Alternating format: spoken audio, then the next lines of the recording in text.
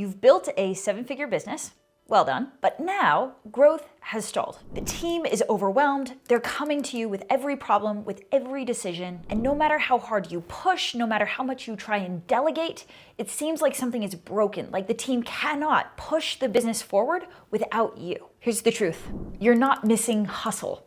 You're missing structure at the leadership level of your team. And in this video, I want to break down the exact roles that belong in every single 8-figure leadership team that I have ever worked with, and why missing even one or having the wrong structure could be the one reason why you are stuck. And as a bonus, I'm going to teach you the hack for you to build this leadership team without having to go out and hire a bunch of 6-figure salary employees. Okay. So what are these 6 roles? Let's run through them and then we're gonna break these down. CEO, obviously. Head of marketing, head of sales, that's on the front end. Head of operations, head of product, head of client success. That's on the back end. So we are going to break down these 6 roles. But before we do that, I wanna offer you a quick hack, a quick reframe that is going to allow you to build the world-class leadership team that you need without going out and dropping hundreds of thousands of dollars on crazy expensive salaries. So here's the hack. I want you to think of these roles, these 6 job titles, not as 6 people, but as 6 hats. Why is that a hack? Why does that help us? Because if they're hats, if they're just hats, right? And I'm defining a hat as like a function in the business. Head of sales, it's just a hat. It's just the role responsible for maximizing sales performance and leading the sales team, right? That's just a hat. It's just a function that needs to be filled within the business. So if we have 6 hats, well, we can put multiple hats on a single head, right? Like it might look kind of silly for me to like wear a sombrero and then put a baseball cap on top of it, but I could totally do it. And when it comes to being small and scrappy and not having a ton of budget to go hire a bunch of C-suite executives for crazy salaries, we have to get scrappy with how we play what I call the game of musical hats. The game of musical hats is, I can put a hat on my head, I can take it off my head and give it to you, I can put 2 hats on my head if I need to wear both those hats at the same time, but what I cannot do, the rule in the game of musical hats, is that I cannot try and shove 2 heads into a single hat, right? That doesn't work. And so the most common mistake that I see made is that as founders are starting to build their very first leadership team and they're starting to internally promote and level up leaders and level up managers, is that they do that simply by promoting your top performers, but not giving them clear hats. And even worse, we oftentimes accidentally end up trying to shove 2 heads into a single hat. For example, I might have a top performing salesperson that I have promoted into a head of sales role.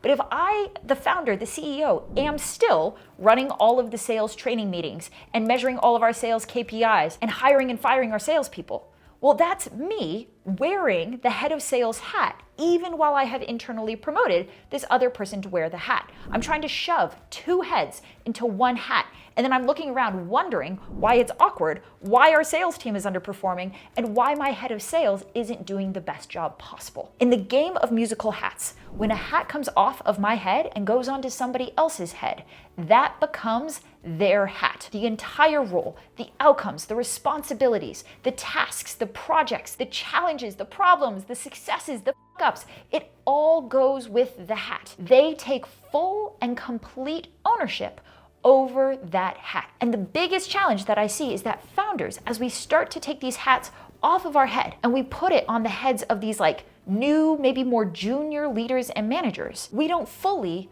transfer ownership of the hat. We keep half of that hat with us and give half of it to them, and then wonder why our managers are struggling, underperforming, or confused around how to do their role. So the first thing that we need to do in order to build this world-class leadership team is we need to clearly define every single hat. What is this hat responsible for? What are the core competencies and skills associated with this hat? So we can make sure that the leaders that we're putting in place actually have these skills and competencies. And then most importantly, what are the outcomes that this hat owns? What are the results, the measurable KPIs, targets, and results that this hat is responsible for and has ownership for? We have to clarify that for all 6 of these hats, and only then will we be successful in taking that hat off of my head and putting it on somebody else's head, because now I know and they know What is the job to be done? What is the hat to be worn?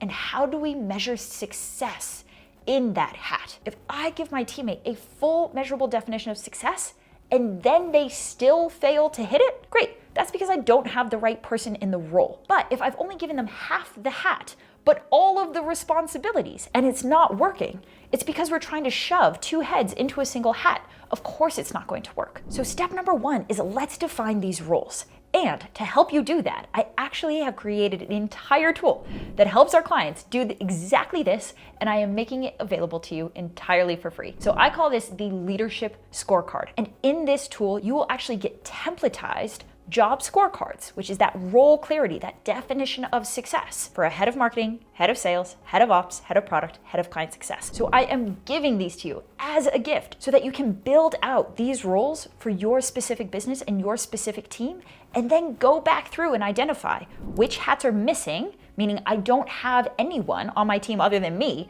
who can actually wear this hat and do it successfully. Where am I accidentally trying to shove two different heads, including my own, into one hat? And where do I maybe have somebody wearing that hat, but they're underperforming compared to the scorecard as I have measured it? So if you want that tool, it's gonna make this whole process way easier. You can actually grab it entirely for free. It's down in the description, and there is a full video walkthrough on how to use it. So now that we understand that we have all these hats on the table and the job is to play the game of musical hats, how do we do that as cost effectively as possible? Two tricks.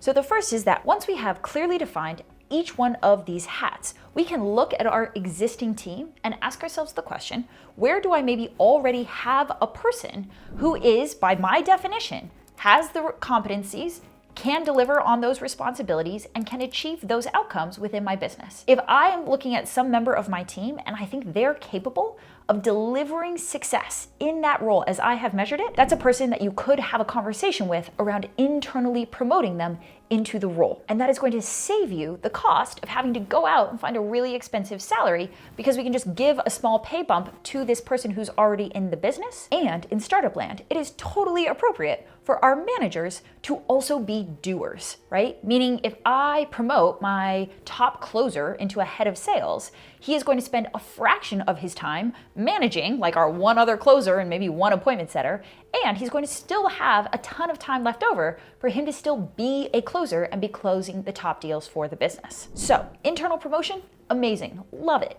Provided that we've built the job scorecard first, provided that we know what an A player in this role looks like, what they need to be capable of delivering on, and we are choosing who to promote based off of answering the question, do I think this person will actually be a better manager of people and be a better strategic thinker and strategic leader for my business than they are a performer, right? If my top closer is actually just an amazing closer, but would be terrible at like tracking data and training other team members and showing up to leadership meetings, which they would hate, then I should not promote that person into a leadership role. I should let them stay in their zone of genius, making me a ton of money, and instead find somebody who has the managerial talent to level up. So that's a really important caveat and a huge mistake that I see all the time when it comes to internally promoting our team members. Okay, but if we do have the right person on the bus, absolutely, let's promote them, let's train them up, let's give them that hat, and then let's measure them and hold them accountable to the job scorecard as we have defined it. That's hack number one. Hack number two, and I already talked about this, is that we can actually combine hats onto a single head. So where I most often see this on the front end is that one person, if they're really, really skilled at acquisition, could wear both the head of sales and the head of marketing hat. And that person essentially becomes like a head of acquisition, right? They handle everything on the front end when it comes to attracting, nurturing, and then closing the leads on the front end. This is what I do in my business. I have one person, but he is very, very clear that he is wearing two hats. He has the head of marketing hat and he has the head of sales hats, and he has responsibilities and outcomes that he is in charge of and he has ownership for that are separately and clearly defined within two different job scorecards. So that's on the front end. And then on the back end, I actually see a few different combinations of this. We often see a head of operations who doubles as a head of client success if they have skill sets in both, or maybe a head of client success and a head of product could be doubled up onto a single person's head. So again, no matter how you play the game of musical hats, the process is the same. First, I need to define an A player in the role, unbiased and objectively. What do I need? Then I look at my existing team and I say, great, how do I get scrappy? Do I have one person who is able to level up into one of those hats, or maybe even able to level up into 2 of those hats, if I genuinely believe that they will be able to achieve the outcomes and the responsibilities as I have outlined it? So when I say that you need 6 leadership roles filled, that doesn't mean that you need 6 different people. What it does mean is that you need 6 hats clearly defined, and where every single hat is only being worn by one person. We haven't talked about the final role on this team, and that's you, the CEO. CEO is a hat, and maybe one day you'll decide to take that hat off your head too. But for now, the most important thing that we can understand from doing this exercise is that our job as the founder does not automatically mean that we have to wear every single hat in the business.